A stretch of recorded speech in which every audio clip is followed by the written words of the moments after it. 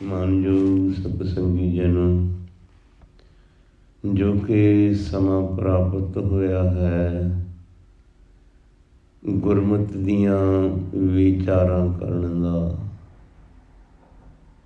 ਗੁਰੂ ਬਾਬੇ ਨੇ ਬੜੀ ਰਹਿਮਤ ਨਜ਼ਰ ਬਖਸ਼ਿਸ਼ ਕੀਤੀ ਹੈ, ਜੋ ਸਮਾਂ ਬਖਸ਼ਿਆ ਹੈ। ਕਿਤਨੇ ਦਿਨਾਂ ਤੋਂ ਵਿਚਾਰ ਚੱਲ ਰਿਹਾ ਹੈ ਗੁਰੂ ਕੇ ਖਾਲਸੇ ਦੇ ਕਕਾਰਾਂ ਬਾਬਤ। ਗੁਰੂ ਸਾਹਿਬ ਜੀ ਨੇ 1699 ਦੀ ਵਿਸਾਖੀ ਨੂੰ ਗੁਰਸਿੱਖ ਜਗਤ ਨੂੰ ਖੰਡੇ ਬਾਟੇ ਦਾ ਅੰਮ੍ਰਿਤ ਪਾਹੁਲ ਦੇ ਕੇ ਨਾਲ 5 ਕਕਾਰੀ ਰਹਿਤ ਵੀ ਬਖਸ਼ਿਸ਼ ਕੀਤੀ। ਉਹ 5 ਕਕਾਰ ਅੰਮ੍ਰਿਤਧਾਰੀ ਗੁਰਸਿੱਖ ਵਾਸਤੇ ਲਾਜ਼ਮੀ ਹਨ। ਜਿਵੇਂ ਕੋਈ ਕਿਸੇ ਮਹਿਕਮੇ ਵਿੱਚ ਕੰਮ ਕਰਦਾ ਹੈ ਤਾਂ ਉਸ ਮਹਿਕਮੇ ਦੀ ਉਸ ਨੂੰ ਵਰਦੀ ਮਿਲਦੀ ਹੈ। ਪੁਲਿਸ ਮਹਿਕਮੇ ਵਿੱਚ ਕਰਦਾ ਮੰਨ ਲਓ ਤਾਂ ਪੁਲਿਸ ਵਾਲੀ ਜੋ ਉਹਦੇ ਕੋਲ ਪਦਵੀ ਹੈ ਉਸ ਨੂੰ ਉਸ ਤਰ੍ਹਾਂ ਦੀ ਵਰਦੀ ਮਿਲੇਗੀ, ਉਸ ਤੋਂ ਉਸ ਦੀ ਪਹਿਚਾਣ ਹੋਵੇਗੀ ਵੀ ਇਹ ਫਲਾਨਾ ਦਰਜੇ ਦਾ ਅਫਸਰ ਹੈ।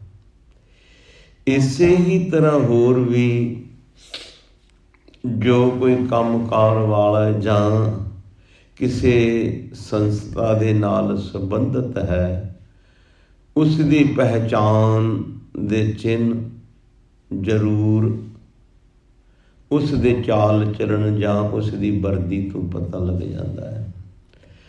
ਸੋ ਗੁਰਸਿੱਖਾਂ ਨੂੰ ਗੁਰੂ ਸਾਹਿਬ ਜੀ ਨੇ 5 ਕਕਾਰ ਬਖਸ਼ਿਸ਼ ਕੀਤੇ, 5 ਕਕਾਰੀ ਰਹਿਤ ਬਖਸ਼ਿਸ਼ ਕੀਤੀ।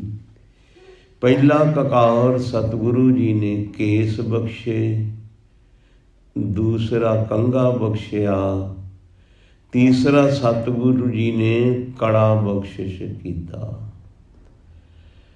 ਕੜੇ ਦੀ ਸਿੱਖ ਜਗਤ ਦੇ ਵਿੱਚ ਬਹੁਤ ਮਹਾਨਤਾ ਹੈ। ਇਹ ਇੱਕ ਗੁਰੂ ਦੀ ਨਿਆਰੀ ਬਖਸ਼ਿਸ਼ ਹੈ। ਭਾਈ ਪੂਰਨ ਸਿੰਘ ਜੀ, ਜਿਨ੍ਹਾਂ ਨੇ ਪ੍ਰੋਫੈਸਰ ਪੂਰਨ ਸਿੰਘ ਜੀ ਉਹਨਾਂ ਨੇ ਬਹੁਤ ਇਤਿਹਾਸ ਸਿੱਖ ਜਗਤ ਦਾ ਲਿਖਿਆ ਹੈ। ਉਹ ਲਿਖਦੇ ਨੇ ਵੀ ਗੁਰੂ ਸਾਹਿਬ ਜੀ ਨੇ ਗੁਰਸਿੱਖ ਨੂੰ ਇੱਕ ਟਰਾਫੀ ਦਿੱਤੀ ਹੈ, ਜਿਵੇਂ ਕਿਸੇ ਨੂੰ ਕੋਈ ਇਨਾਮ ਦਿੱਤਾ ਜਾਂਦਾ ਹੁੰਦਾ ਹੈ। ਇਹ ਸਤਿਗੁਰੂ ਜੀ ਦਾ ਕੜਾ ਗੁਰੂ ਸਾਹਿਬ ਜੀ ਨੇ ਬਖਸ਼ਿਸ਼ ਦਿੱਤੀ ਹੈ। ਕੜੇ ਦਾ ਲਾਭ ਸਰੀਰਕ ਤੌਰ 'ਤੇ ਹਰਬਲ ਮੁਤਾਬਕ, ਆਯੁਰਵੈਦਿਕ ਮੁਤਾਬਕ ਸਰਬ ਲੋਹੇ ਦਾ ਕੜਾ ਪਹਿਨਿਆ ਹੋਇਆ ਬਾਂਹ ਦੇ ਉੱਤੇ ਕਸ ਕੇ ਘਿਸ ਕੇ ਮਿਹਦੇ ਨੂੰ ਤਾਕਤ ਦਿੰਦਾ ਹੈ।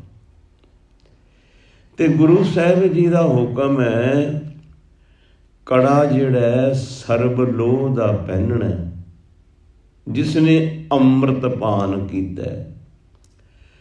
ਹੁਣ ਤੇ ਵੇਖਾ ਵੇਖੀ ਕੜਾ ਪਾਉਣ ਲੱਗ ਪਏ ਲੋਕ, ਜਿਨ੍ਹਾਂ ਨੇ ਅੰਮ੍ਰਿਤ ਪਾਨ ਤੇ ਕੀ ਕੀਤਾ, ਜਿਨ੍ਹਾਂ ਨੂੰ ਗੁਰਸਿੱਖੀ ਦਾ ਕੋਈ ਗਿਆਨ ਵੀ ਨਹੀਂ, ਉਹ ਵੀ ਕੜਾ ਪਹਿਨੀ ਫਿਰਦੇ ਨੇ। ਪਰ ਗੁਰਸਿੱਖ ਵਾਸਤੇ ਇਹ ਲਾਜ਼ਮੀ ਹੈ, ਅੰਮ੍ਰਿਤਧਾਰੀ ਵਾਸਤੇ ਕੜਾ ਸਰਬਲੋਹ ਦਾ ਪਹਿਨਣਾ, ਸਟੀਲ ਦਾ ਵੀ ਨਹੀਂ ਪਹਿਨਣਾ। ਤੇ ਕਈ ਸ਼ੌਂਕੀਆ ਤੌਰ 'ਤੇ ਸੋਨੇ ਦਾ ਪਹਿਨ ਲੈਂਦੇ ਨੇ, ਜੇ ਮਨ ਕਰਦਾ ਸੋਨੇ ਦਾ ਪਹਿਨਣ ਨੂੰ, ਪਰ ਸਰਬਲੋਹ ਦਾ ਜ਼ਰੂਰ ਹੋਣਾ ਚਾਹੀਦਾ ਸੱਜੇ ਹੱਥ ਦੇ ਅੰਦਰ। ਇਹ ਗੁਰੂ ਕਾ ਬਖਸ਼ਿਸ਼ ਹੈ ਕੜਾ। ਸੋ ਕੜਾ ਗੁਰੂ ਕੀ ਰਹਿਮਤ ਬਖਸ਼ਿਸ਼ ਹੈ। ਇਹ 5 ਕਕਾਰੀ ਰਹਿਤਾਂ ਦੇ ਵਿੱਚੋਂ ਇੱਕ ਰਹਿਤ ਹੈ। ਫਿਰ ਇਹ ਕੜਾ ਕਦੇ ਕਿਸੇ ਵੈਰੀ ਦੇ ਨਾਲ, ਪੁਰਾਣੇ ਸਮਿਆਂ ਦੇ ਵਿੱਚ ਹੱਥੋਂ ਪਾਈ ਦਾ ਵੀ ਜੰਗ ਹੁੰਦਾ ਸੀ, ਕੋਈ ਆ ਕੇ ਵਾਰ ਕਰ ਦਵੇ ਤੇ ਕੜੇ ਵਾਲਾ ਹੱਥ ਆਪਾਂ ਅੱਗੇ ਕਰੀਏ, ਕੜੇ ਤੇ ਉਸ ਦਾ ਵਾਰ ਕੋਈ ਸੇ ਸ਼ਸਤਰ ਦਾ ਲੱਗੇ ਤੇ ਬਚਾਅ ਵੀ ਕਰ ਦਿੰਦਾ ਸੀ। ਫਿਰ ਇਹ ਕੜਾ ਸ਼ਸਤਰ ਦਾ ਕੰਮ ਵੀ ਦੇ ਜਾਂਦਾ ਸੀ। ਹੋਰ ਕੋਈ ਚੀਜ਼ ਨਾ ਹੋਵੇ, ਕੋਈ ਆਪ ਦੇ ਉੱਤੇ ਆ ਪਿਆ ਤੇ ਕੜਾ ਹੀ ਸ਼ਸਤਰ ਦਾ ਕੰਮ ਦੇ ਦਿੰਦਾ ਸੀ। ਕੜੇ ਦੇ ਬਹੁਤ ਗੁਣ ਨੇ। ਕੜਾ ਪਹਿਨਣਾ ਹਰ ਇੱਕ ਅੰਮ੍ਰਿਤਧਾਰੀ ਸਿੱਖ ਵਾਸਤੇ ਹੈ, ਪਰ ਇੱਕ ਖਿਆਲ ਰੱਖਣਾ, ਜਿਹੜਾ ਗੁਰੂ ਕਾ ਸਿੱਖ ਕੜਾ ਪਹਿਨਦਾ ਹੈ ਤੇ ਕੜੇ ਦੇ ਨਾਲ ਹੋਰ ਕਈ ਪ੍ਰਕਾਰ ਦੇ ਧਾਗੇ, ਤਵੀਤ ਜਾਂ ਮੌਲੀਆਂ ਆਦਿਕ ਗੁੱਟ ਨੂੰ ਬੰਨ੍ਹ ਲੈਂਦਾ ਤੇ ਫਿਰ ਗੁਰੂ ਕੇ ਬਚਨ ਮੁਤਾਬਕ ਏਕ ਛੋੜ ਦੂਜੇ ਲੱਗੇ ਡੁੱਬੇ ਸੇਵਣ ਜਾ ਰਿਹਾ। ਫਿਰ ਇਹ ਵੀ ਸਮਝਦਾ ਫਿਰ ਇਹ ਮੌਲੀ ਨੇ ਮੈਨੂੰ ਪਾਰੋ ਤਾਰਾ ਮੇਰਾ ਕਰ ਦੇਣਾ ਹੈ, ਤਵੀਤ ਨੇ ਜਾਂ ਮੈਨੂੰ ਬਾਬੇ ਨੇ ਧਾਗਾ ਬਣਾ ਕੇ ਦਿੱਤਾ ਹੈ, ਇਹ ਮੈਂ ਧਾਗਾ ਜ਼ਰੂਰ ਬੰਨਣਾ, ਕੜੇ ਦੀ ਕੋਈ ਪਰਵਾਹ ਨਹੀਂ। ਫਿਰ ਨਾ ਉਧਰ ਜੋਗਾ ਤੇ ਨਾ ਉਧਰ ਜੋਗਾ ਹੈ। ਦੋ ਬੇੜੀਆਂ ਦਾ ਸਵਾਰ ਕਦੇ ਪਾਰ ਨਹੀਂ ਲੰਘਦਾ। ਕੋਈ ਇਨਸਾਨ ਕਵੇ ਕੋਈ ਨਦੀ ਦੇ ਵਿੱਚ, ਸਮੁੰਦਰ ਦੇ ਵਿੱਚ ਦੋ ਬੇੜੀਆਂ ਨੇ, ਇੱਕ ਲੱਤ ਇੱਕ ਪੈਰ ਉਸ ਬੇੜੀ 'ਚ ਰੱਖ ਲਵੇ, ਇੱਕ ਲੱਤ ਪੈਰ ਉਸ ਬੇੜੀ 'ਚ ਰੱਖ ਲਵੇ ਤੇ ਥੋੜ੍ਹੀ ਦੂਰੀ ਜਾਏਗਾ, ਡਿੱਗ ਪਵੇਗਾ, ਡੁੱਬ ਜਾਏਗਾ। ਇਸੇ ਤਰ੍ਹਾਂ ਜੋ ਲੋਕ ਗੁਰੂ ਕੇ ਸਿੱਖੀ ਦੇ ਨਾਲ ਆਪਣਾ ਨਾਤਾ ਸਮਝਦੇ ਨੇ, ਗੁਰੂ ਨੂੰ ਆਪਣਾ ਸਮਝਦੇ ਨੇ, ਜੋ ਕੜਾ ਪਹਿਨਦੇ ਨੇ, ਤੇ ਇਹਨਾਂ ਚੀਜ਼ਾਂ ਤੋਂ ਪਰਹੇਜ਼ ਕਰਨਾ ਚਾਹੀਦਾ ਹੈ। ਕਈ ਵਾਰੀ ਅਸੀਂ ਕਈ ਚੀਜ਼ਾਂ ਨੂੰ ਪਹਿਨ ਕੇ ਗੁਰੂ ਦੀ ਅਸੀਂ ਤੌਹੀਨ ਵੀ ਕਰ ਦਿੰਦੇ ਹਾਂ। ਮੰਨ ਲਓ ਕੋਈ ਚੀਜ਼ਾਂ ਇਸ ਤਰ੍ਹਾਂ ਦੀਆਂ ਨੇ, ਉਹ ਪਹਿਨ ਕੇ ਉਹਨਾਂ ਦੇ ਨਾਲ ਗੁਰੂ ਦੀ ਐਡਵਰਟਾਈਜ਼ਮੈਂਟ ਵੀ ਹੋ ਜਾਂਦੀ ਹੈ। ਹੁਣ ਕੇਸ ਦਾੜੀ ਰੱਖੇ, ਅੰਮ੍ਰਿਤ ਨਹੀਂ ਛਕਿਆ, ਵੇਖਣ ਵਾਲਾ ਕਹੇਗਾ ਵੀ ਗੁਰੂ ਕਾ ਸਿੱਖ ਹੋਣਾ ਹੈ। ਤੇ ਜੇ ਹੁਣ ਦਾੜੀ ਕੇਸ ਰੱਖੇ ਨੇ ਤੇ ਨਾਲੇ ਕੜਾ ਪਹਿਨਿਆ, ਨਾਲੇ ਕੋਈ ਹੋਰ ਕਕਾਰ ਰੱਖੇ ਨੇ ਤੇ ਨਾਲੇ ਤਵੀਤ ਧਾਗੇ ਗੁੱਟ ਨਾਲ ਬੰਨੀ ਫਿਰਦਾ, ਮੌਲੀਆਂ ਬੰਨੀ ਫਿਰਦਾ, ਫਿਰ ਇਹ ਗੁਰੂ ਦੀ ਤੌਹੀਨ ਦਾ ਸਾਧਨ ਬਣ ਜਾਂਦੀ ਹੈ। ਲੋਕੀ ਕਹਿੰਦੇ ਵਾਹ ਭਈ ਵਾਹ, ਬੜਾ ਗੁਰੂ ਕਾ ਸਿੱਖ ਹੈ। ਇੱਕ ਪਾਸੇ ਕੜਾ ਬੰਨਿਆ ਪਾਇਆ ਹੋਇਆ ਤੇ ਦੂਜੇ ਪਾਸੇ ਆ ਕਿ ਤੋਪ ਬੰਨੀ ਹੈ ਜਿਹੜੀ ਤੈਨੂੰ ਇਹ ਰੱਖਿਆ ਤੇਰੀ ਕਰ ਲਵੇਗੀ। ਧਾਗੇ ਤਵੀਤ ਬੰਨੇ ਨੇ, ਜੇ ਤੂੰ ਧਾਗੇ ਤਵੀਤ ਤੇ ਮੌਲੀਆਂ ਬੰਨਣੀਆਂ ਫਿਰ ਕੜਾ ਨਾ ਪਹਿਨ। ਗੁਰੂ ਕੇ ਸਿੱਖ ਵਾਸਤੇ ਕੜਾ ਹੈ ਪਹਿਨਿਆ, ਇਹ ਗੁਰੂ ਕੀ ਨਿਸ਼ਾਨੀ ਹੈ, ਗੁਰੂ ਕਾ ਕਕਾਰ ਹੈ। ਜਦੋਂ ਪਹਿਨੇ ਹੋਏ ਕੜੇ ਦੇ ਨਾਲ ਇਹ ਇਨਸਾਨ ਕੋਈ ਚੋਰੀ ਜਾਂ ਕੋਈ ਬੁਰਾ ਕੰਮ ਇਸ ਹੱਥ ਨਾਲ ਕਰਨ ਲੱਗੇ ਤੇ ਇਸ ਨੂੰ ਯਾਦ ਕਰਾਉਂਦਾ, ਰੁਕ ਤੂੰ ਗੁਰੂ ਕਾ ਕੜਾ ਪਹਿਨਿਆ, ਰੁਕ, ਇਹ ਗੱਲ ਠੀਕ ਨਹੀਂ। ਇਸ ਹੱਥ ਨਾਲ ਚੋਰੀ ਨਹੀਂ ਕਰਨੀ, ਤੈਂ ਚੋਰੀ ਨਹੀਂ ਕਰਨੀ। ਬਾਂਹ ਦੇ ਵਿੱਚ ਗੁਰੂ ਕਾ ਕੜਾ ਪਹਿਨਿਆ ਹੋਇਆ ਹੈ, ਚੋਰੀ ਕਰੇਗਾ ਗੁਰੂ ਕੀ ਬਦਨਾਮੀ ਹੋਵੇਗੀ, ਚੋਰੀ ਨਹੀਂ ਕਰਨੀ। ਇਹ ਕੜਾ ਸੰਕੇਤ ਦਿੰਦਾ ਹੈ। ਨਿੰਦਿਆ ਚੁਗਲੀ ਜਾਂ ਕਿਸੇ ਦਾ ਬੁਰਾ ਕਰਨਾ ਤੇ ਵੇਖ ਕੇ ਅਗਲਾ ਕਵੇ ਗੁਰੂ ਕਾ ਸਿੱਖ ਲੱਗਦਾ, ਕਰਦਾ ਤੂੰ ਕੀ ਫਿਰਦਾ, ਤੇ ਗੁਰੂ ਨੂੰ ਮਿਹਣਾ ਜਾਂਦਾ ਹੈ।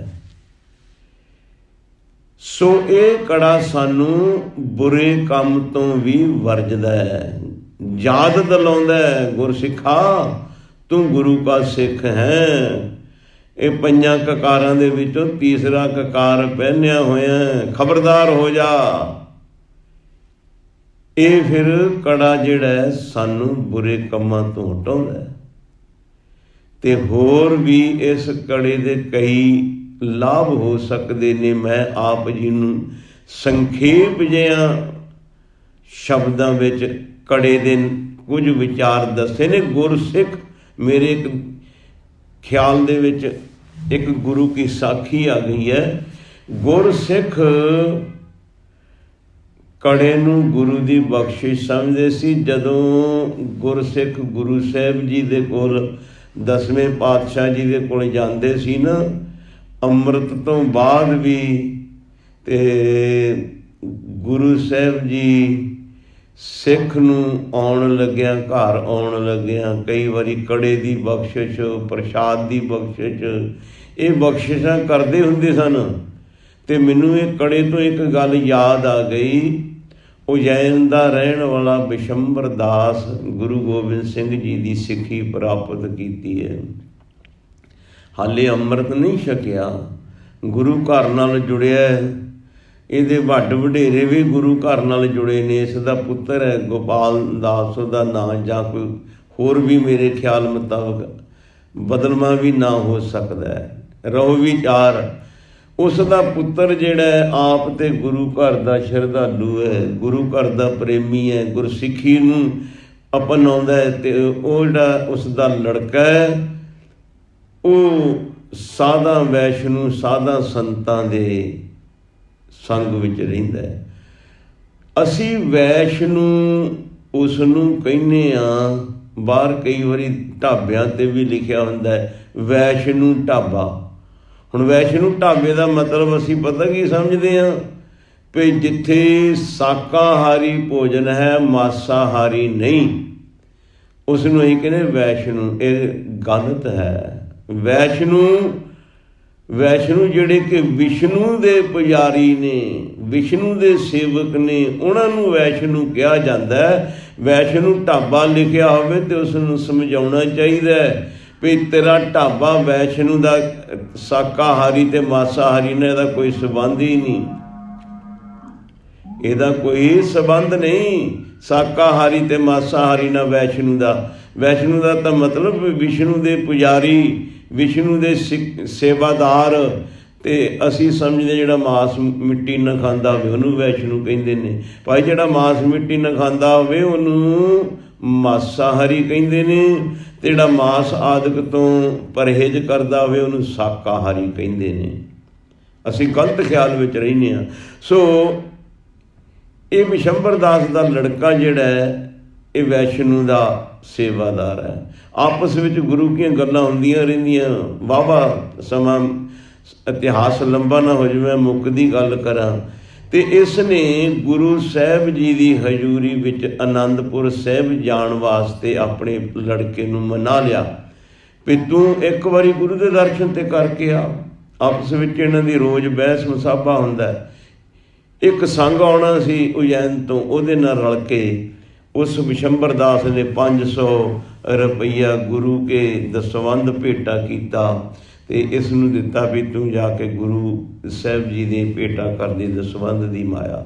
ਇਹ ਸੰਗ ਨਾਲ ਰਲ ਕੇ ਆਇਆ ਤੇ ਉਹਨਾਂ ਦਿਨਾਂ 'ਚ ਤੁਰ ਕੇ ਵੀ ਆਉਂਦੇ ਸਨ, ਸਾਧਨ ਕੋਈ ਨਹੀਂ ਸੀ। ਜਿਸ ਵੇਲੇ ਅਨੰਦਪੁਰ ਸਾਹਿਬ ਸੰਗ ਪਹੁੰਚਿਆ ਤੇ ਗੁਰੂ ਗੋਬਿੰਦ ਸਿੰਘ ਸਾਹਿਬ ਮਹਾਰਾਜ ਸ਼ਿਕਾਰ ਖੇਡ ਕੇ ਆਏ ਸਨ ਤੇ ਨਾਲ ਮਾਰੇ ਹੋਏ ਜੀਵ ਵੀ ਸਨ। ਤੇ ਜਿੱਥੇ ਇਹ ਸੰਗਤ ਬੈਠੀ ਸਤਿਗੁਰੂ ਉੱਥੇ ਹੀ ਰੁਕ ਗਏ, ਅੱਗੇ ਨਹੀਂ ਗਏ। ਕਹਿੰਦੇ ਭਾਈ ਇੱਥੇ ਜਿਹੜਾ ਥੋੜ੍ਹਾ ਵਿਸਰਾਮ ਕਰ ਲੈਂਦੇ ਹਾਂ ਸੰਗਤਾਂ ਦੇ ਕੋਲ। ਜਿਸ ਵੇਲੇ ਇਹਨੇ ਮਾਸਾਹਾਰੀ ਜੀਵ ਮਰੇ ਹੋਏ ਵੇਖੇ, ਸ਼ਿਕਾਰ ਕੀਤੇ ਹੋਏ, ਮਨ ਵਿੱਚ ਘਿਰਣਾ ਕਰਦਾ। ਕਹਿੰਦਾ ਮੇਰਾ ਬਾਪੂ ਪਿਓ ਤੇ ਕਹਿੰਦਾ ਸੀ ਵੀ ਗੁਰੂ ਜੀਵਨ ਦਾਨ ਦੇਣ ਵਾਲਾ ਹੈ ਤਾਂ ਜੀਵਾਂ ਦੀ ਜਾਨ ਲੈਣ ਵਾਲਾ ਹੈ। ਮਨ ਵਿੱਚ ਘਿਰਣਾ ਆ ਗਈ। ਖੈਰ ਦਿਨ ਬਤੀਤ ਹੋਇਆ, ਰਾਤ ਨੂੰ ਸ਼ਾਮ ਨੂੰ ਸੋਦਰ ਦਾ ਪਾਠ ਹੋਇਆ। ਪਾਠ ਸੁਣ ਕੇ ਬੜਾ ਮਨ ਨੂੰ ਸ਼ਾਂਤੀ ਜਿਹੀ ਮਿਲੀ। ਕਹਿੰਦਾ ਕਿਆ ਬਾਤ ਹੈ। ਅੰਮ੍ਰਿਤ ਵੇਲਾ ਹੋਇਆ, ਆਸਾ ਜੀ ਦੀ ਵਾਰ ਸਰਵਣ ਕੀਤੀ, ਮਨ ਨੂੰ ਸ਼ਾਂਤੀ ਵੀ ਆਈ। ਕਹਿੰਦਾ ਗੁਰੂ ਦੇ ਦਰ 'ਤੇ ਆਇਆ, ਮਨ ਨੂੰ ਸ਼ਾਂਤੀ ਵੀ ਆਉਂਦੀ ਹੈ। ਦੁਚਿਤਾ ਜਿਹਾ ਹੋਇਆ ਫਿਰਦਾ ਵੀ ਗੁਰੂ ਤੇ ਜੀਵਾਂ ਦੀ ਜਾਨ ਲੈਂਦਾ। ਮੇਰਾ ਪੇ ਕਹਿੰਦਾ ਵੀ ਗੁਰੂ ਜੀਵਨ ਦਾਨ ਦੇਣ ਵਾਲਾ। ਇੱਦਾਂ ਦੀਆਂ ਵਿਚਾਰਾਂ ਕਰਦੇ 2-4 ਦਿਨ ਲੰਘ ਗਏ ਤੇ ਵਾਪਸ ਆਉਣ ਦੀ ਤਿਆਰੀ ਕੀਤੀ। ਤੇ ਇੱਕ ਦਿਨ ਗੁਰੂ ਸਾਹਿਬ ਜੀ ਦੇ ਅੱਗੇ ਜਾ ਕੇ ਮੱਥਾ ਟੇਕ ਕੇ ਕਹਿੰਦਾ ਮਹਾਰਾਜ ਮੈਂ ਹੁਣ ਇੱਕ ਦਿਨ ਤੱਕ, ਕੱਲ੍ਹ ਤੱਕ ਮੈਂ ਚਲੇ ਜਾਵਾਂਗਾ ਵਾਪਸ। ਤੇ ਗੁਰੂ ਸਾਹਿਬ ਕਹਿਣ ਲੱਗੇ ਚੰਗਾ ਭਾਈ, ਤੂੰ ਜਾਣਾ ਵਾਪਸ ਤੇ ਜਾ ਕੇ ਕਿਸੇ ਵੈਸ਼ਨੂੰ ਸਾਧੂ ਦੀ ਭਾਲ ਕਰੀ। ਉਹ ਜਿਸਲੇ ਨੇ ਗੁਰੂ ਸਾਹਿਬ ਜੀ ਨੇ ਇਹ ਬਚਨ ਕਿਹਾ ਵੀ ਕਿਸੇ ਵੈਸ਼ਨੂੰ ਸਾਧ ਦੀ ਭਾਲ ਕਰੀ, ਇਹਦੇ ਕੰਨ ਖੜੇ ਹੋ ਗਏ ਵੀ ਗੁਰੂ ਸਾਹਿਬ ਤੇ ਜਾਣੀ ਜਾਣ ਵੀ ਨੇ, ਇਹਨਾਂ ਨੇ ਤੇ ਜਾਣ ਲਿਆ ਵੀ ਮੈਂ ਵੈਸ਼ਨੂੰ ਦਾ ਪੁਜਾਰੀ ਹਾਂ। ਇਹ ਕਹਿੰਦਾ ਵੀ ਇਹ ਗੱਲ ਮਾੜੀ ਹੈ, ਮੈਂ ਜਿਹੜਾ ਦਸਵੰਧ ਲਿਆਂਦਾ ਉਹ ਦਿੱਤਾ ਨਹੀਂ। ਦੂਸਰੇ ਦਿਨ ਜਾਣ ਤੋਂ ਪਹਿਲਾਂ ਇਹਨੇ ਦਸਵੰਧ ਗੁਰੂ ਕਾ ਜਿਹੜਾ ਲਿਆਂਦਾ ਸੀ ਉਹ ਵੀ ਭੇਟਾ ਕੀਤਾ ਗੁਰੂ ਸਾਹਿਬ ਜੀ ਦੇ ਅੱਗੇ, ਤੇ ਗੁਰੂ ਸਾਹਿਬ ਜੀ ਨੇ ਕੁਝ ਪ੍ਰਸ਼ਾਦ ਵਜੋਂ ਮੇਵੇ ਦਿੱਤੇ, ਜਿਵੇਂ ਕੋਈ ਸੁੱਕਾ ਪ੍ਰਸ਼ਾਦ ਦੇ ਦਿੱਤਾ, ਤੇ ਲੈ ਭਾਈ ਆ ਮੇਵਾ ਲੈ ਜਾ, ਕੜਾਹ ਪ੍ਰਸ਼ਾਦ ਤੇ ਇੰਨੀ ਦੂਰੋਂ ਜਾ ਨਹੀਂ ਸਕਦਾ, ਕਈ ਦਿਨਾਂ ਦਾ ਰਸਤਾ ਹੈ, ਤੇ ਆ ਲੈ ਫੜ ਕੜਾ ਇੱਕ ਦਿੱਤਾ, ਤੇ ਸਿੱਖਾ ਜਾ ਨਿਹਾਲ, ਗੁਰਮੁਖਾ ਜਾ ਨਿਹਾਲ, ਇਹ ਵੀ ਨਾਲ ਬਚਨ ਕਰ ਦਿੱਤਾ। ਤੇ ਇਹ ਲੈ ਕੇ ਦੂਸਰੇ ਦਿਨ ਜਿਸ ਵੇਲੇ ਰਸਤੇ ਵਾਪਸ ਤੁਰਿਆ ਆਉਂਦਾ, ਮਨ ਵਿੱਚ ਸੋਚਦਾ ਮਨਾ ਘਾਟੇ ਦਾ ਹੀ ਸੌਦਾ ਹੋਇਆ। 500 ਰੁਪਈਆ ਦਸਵੰਧ ਦੀ ਮਾਇਆ ਦਿੱਤੀ ਤੇ 25 ਰੁਪਈਏ ਉੱਦਾਂ ਉੱਤੇ ਮੱਥਾ ਟੇਕਿਆ। 525 ਰੁਪਏ 'ਚ ਕੀ ਮਿਲਿਆ? ਗੁਰੂ ਨੇ ਕੀ ਦਿੱਤਾ? ਆ ਪ੍ਰਸ਼ਾਦ ਦਿੱਤਾ ਤੇ ਕਹਾ ਕੜਾ ਜਿਹਾ ਦੇ ਦਿੱਤਾ। ਕਹਿੰਦਾ ਘਾਟੇ ਦਾ ਹੀ ਸੌਦਾ ਹੈ। ਵਿਚਾਰਾ ਕਰਦਾ ਤੁਰਿਆ ਆਉਂਦਾ, ਸ਼ਾਮ ਪੈ ਗਈ, ਚਮਕੌਰ ਸਾਹਿਬ ਦੇ ਨਜ਼ਦੀਕ ਪੁੱਜਿਆ, ਤੇ ਜਿਸ ਵੇਲੇ ਸ਼ਾਮ ਪਈ, ਰਾਤ ਪੈਣ ਲੱਗੀ, ਸੋਚਦਾ ਵੀ ਇੱਥੇ ਰਾਤ ਰੁਕ ਜਾਈਏ।